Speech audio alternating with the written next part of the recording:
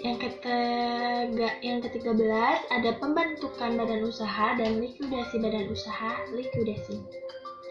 Nah, badan usaha ini yang pertama ada pembuatan akta perusahaan, di mana pembuatan akta perusahaan ini bersifat atau berisi informasi lengkap tentang usaha yang akan dibuat, mulai dari nama perusahaan, bergerak di bidang usaha apa, nama pemilik modalnya apa, besaran modal, dari mana akta pendirian perusahaan ini harus dibuat dan ditandatangani oleh notaris, dan sebelumnya harus menyertakan fotokopi KTP sendiri. Yang kedua itu pembuatan surat keterangan domisili usaha. Nah, di mana setelah pembuatan akta perusahaan, mendapatkan SK pengesahan akta pendirian perusahaan, mendapatkan surat keterangan domisili ini untuk bisa mendapatkan surat keterangan harus mengajukan permohonan kepada kelurahan atau kepala desa setempat dengan membawa persyaratan berupa fotokopi bukti kepemilikan atau kontrak tempat usaha, surat keterangan dari pemilik gedung jika menempati gedung perkantoran, serta fotokopi pembayaran pajak bumi dan bangunan ataupun PBB tahunan terakhir. Yang ketiga itu, kita harus mengurus nomor pokok wajib pajak. Setelah selesainya proses, kita harus mempunyai bukti keterangan alamat domisili perusahaan, lalu kita harus mengurus NPWP. Yang pertama, untuk memenuhi NPWP, mendaftarkan diri sebagai pajak pada kantor pelayanan pajak KPP setempat, harus membawa persyaratan berupa bukti kepemilikan atau sewa tempat usaha, lampiran bukti pajak atau PPN, atas sewa gedung, bukti pelunasan PBB. Lalu kita akan mengurus surat izin usaha. Setelah mengurus NPWP dan mendapatkan NPWP, kita harus mengurus SIUP atau SIUP, ya, di mana surat izin yang dikeluarkan oleh Dinas Perindustrian dan Perdagangan sebagai tanda bahwa Anda telah bisa menjalankan usaha di bidang perdagangan dan jasa. Untuk bisa mendapatkannya, kita harus mengajukan SIUP ini kepada pemimpin perusahaan atau direktur. Untuk usaha yang kecil atau menengah, permohonan ini bisa diajukan ke Kedinasan Perdagangan tingkat kota atau kabupaten. Sedangkan untuk golongan SIUP besar, permohonan ini harus ditunjukkan kepada Dinas Perdagangan tingkat provinsi. Lalu yang terakhir, kita harus mengurus tanda daftar perusahaan atau TDP. Mengurus TDP ini sesuai peraturan dan perundang-undangan, semua jenis bidang usaha wajib memiliki TDP. TDP ini dianggap sebagai bukti nyata bahwa usaha Anda telah terdaftar dan disahkan oleh pejabat yang berwenang. Tanda daftar ini bisa didapatkan dengan mendaftarkan diri kepada Dinas Perdagangan sesuai alat domisili perusahaan. Dokumen yang harus disiapkan yaitu seperti akta pendirian, surat keterangan domisili, NPWP, pengesahan, dan SIUP untuk mendapatkan TDP. Lalu ada likuidasi badan usaha, di mana likuidasi adalah tindakan penyelesaian seluruh aset dan kewajiban sebagai akibat pemubaran suatu perusahaan oleh para likuidator. Proses likuidasi ini termasuk menyelesaikan penjualan harta perusahaan, penagihan hutang, pelunasan hutang, penyelesaian sisa harta perusahaan.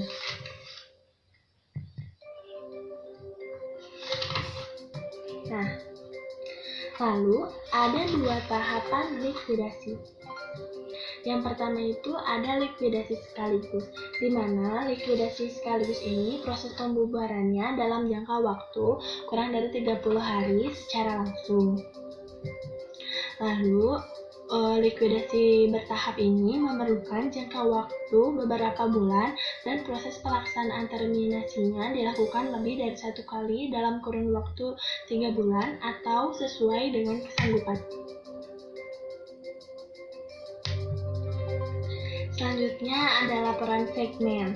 Nah, Segmen dilakukan ini untuk mengetahui diverifikasinya usaha untuk melakukan pengendalian terhadap usaha yang dimiliki oleh salah satu perusahaan pengembangan dan instruksinya. Jadi, di mana atau bagaimana perusahaan manajemen ini mengambil keputusan untuk setiap usaha yang dimiliki oleh perusahaannya masing-masing.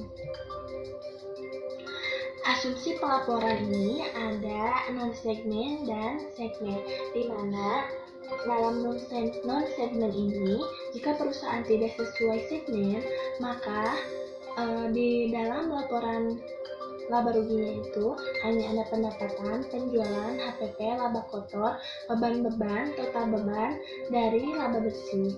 Yang tersaji di laporan keuangan hanya jumlah gabungan yang ada di rincian saja. Sedangkan di dalam segmen itu, jika perusahaan ini memiliki segmen usaha, perusahaan harus memisahkannya sesuai dengan jenis segmennya masing-masing.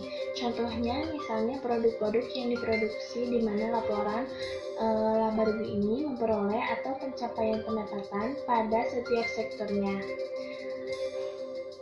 Lalu, ada isu akuntansi.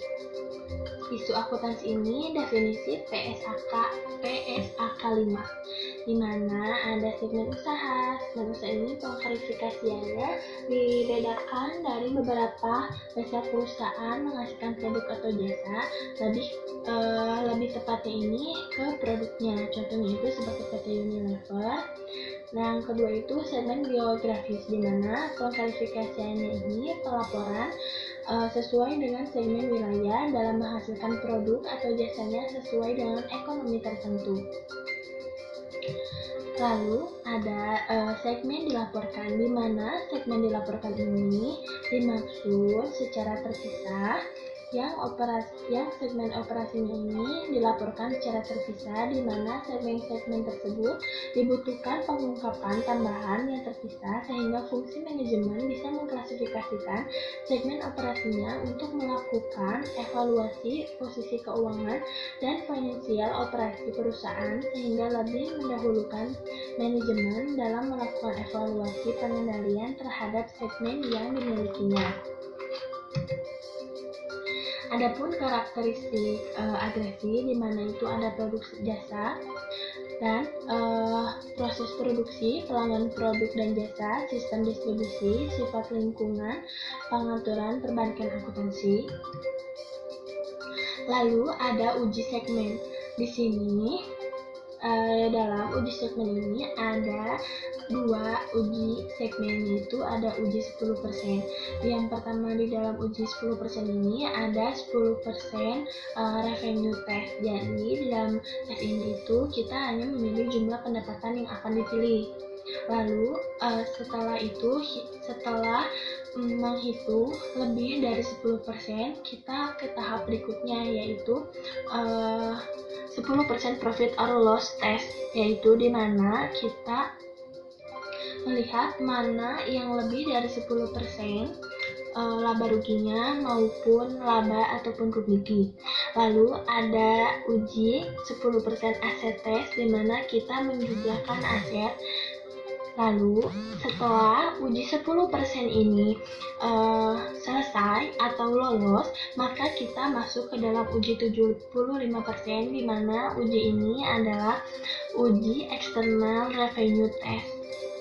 Uji 75% ini kita mengetahui bahwa yang akan dimasukkan kepada laporan CALK, di mana laporan CALK ini untuk menentukan mana segmen yang akan terpisah dan mana segmen yang tidak dipisah, sesuai yang sudah melebihi uji 75%.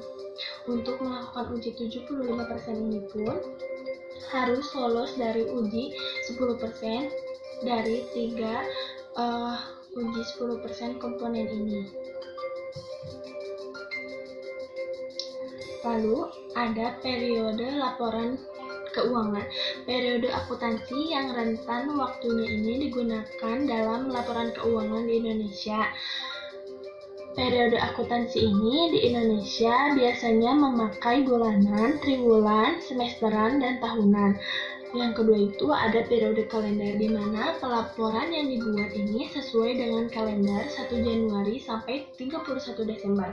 Yang ketiga itu ada periode fiskal, di mana pelaporan atau periode ini digunakan pada periode 12 bulan, digunakan oleh pemerintah kadang mengikuti kalender, di mana perusahaan ini akan mengikuti kalender ataupun biasanya pun tidak mengikuti sesuai kalender. Lalu ada periode interim, di mana pada dasarnya dasar periode akuntansi ini yang hasil operasinya ini setiap tahun telah ditentukan. Jadi dalam pelaporan periode interim ini setiap tahunnya itu sudah ditentukan dengan cara apa, dengan menggunakan perhitungan apa. Jadi dalam setiap tahunnya itu telah ditentukan apa yang akan digunakan dalam menentukan periode laporan keuangan di dalam suatu perusahaan tersebut. Lalu ada periode tahunan, yang dimana pelaporan keuangannya ini dalam 1 tahun. Lalu ada pelaporan interim. Nah, pelaporan interim ini dalam PSAK 3 dijelaskan mengenai bahwa laporan keuangan interim, laporan keuangan interim adalah laporan keuangan yang disajikan untuk satu periode interim. Yang dimaksud dengan periode interim ini adalah suatu periode pelaporan keuangan yang lebih pendek daripada periode 1 tahun buku penuh. Biasanya bulanan, triwulan, kuartal, dan lain sebagainya. Laporan keuangan interim ini adalah interim statement, yaitu laporan keuangan bersifat antar waktu untuk kepentingan masyarakat, penggunaan jasa bank, dan pihak lain yang terkait, yang meliputi periode bulanan atau triwulan yang merupakan bagian integral dari laporan tahunan. Laporan keuangan interim wajib disusun berdasarkan prinsip akuntansi yang sama dengan laporan keuangan tahunan yang sekurang-kurangnya terdiri atas neraca perhitungan laba rugi, laporan ikat janji atau komitmen, dan kontingensi. Jika terjadi perubahan dalam prinsip akuntansi, pelaporan pada periode interim ini harus didasarkan pada prinsip akuntansi yang digunakan dalam menyusun laporan keuangan. Sekian pemahaman dan materi yang telah saya sampaikan barusan. Assalamualaikum warahmatullahi wabarakatuh.